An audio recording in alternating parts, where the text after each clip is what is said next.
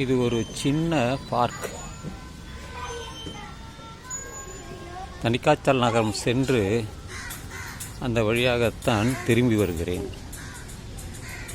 வரும் வழியில் ஏற்கனவே இந்த பூங்கா இருப்பது எனக்கு தெரியும். சிலர் இப்படி சுற்றி சுற்றி வருவார்கள், எட்டு போடுவார்கள்.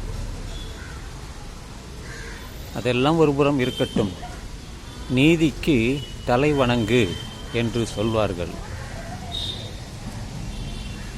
நீதிக்கு தலை வணங்கு, இது பொதுவாக சொல்லக்கூடிய ஒரு விஷயம்தான். உண்மையிலேயே நீதி நேர்மையை கடைப்பிடிப்பவர்கள் வெகு வெகு குறைவு. தடியெடுத்தவன் எல்லாம் தண்டல்காரன் என்று சொல்வார்கள். அந்த வகையில்தான் பொதுவாக எல்லோருமே இருக்கிறார்கள். நீதிக்கு தலை வணங்குகிறார்கள். எப்படி?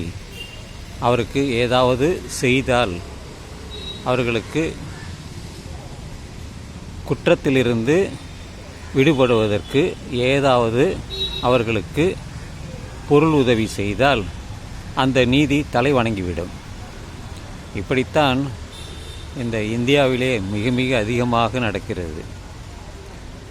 உதாரணமாக இந்த கெஜ்ரிவால், டெல்லியில் இருக்கக்கூடிய முதல்வர் கெஜ்ரிவால் அவருக்கு, அதுபோல் ராகுல் காந்தியையும் அவர் பாராளுமன்றத்தில் இதற்கு முன்பு நடக்க முடியாமல் அவரை வெளியே அனுப்பினார்கள்.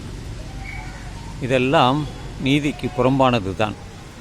அதுதான் அதிகமாக இந்த இந்தியாவில் நடக்கிறது. தமிழ்நாட்டில் அப்படி சொல்ல முடியாது, அல்லது தென் மாவட்டங்களில் அப்படி நம்மால் சொல்ல முடியாது. வடநாட்டில் மட்டும்தான் அவர்கள் இப்படி அதிகாரம் படைத்தவர்களாக அவர்கள் இருக்கிறார்கள். அங்கே நீதி விலை போகிறது, நீதி விலை போகிறது. அப்படித்தான் நான் கருதுகிறேன், அப்படித்தான் நான் சொல்ல வேண்டியுள்ளது.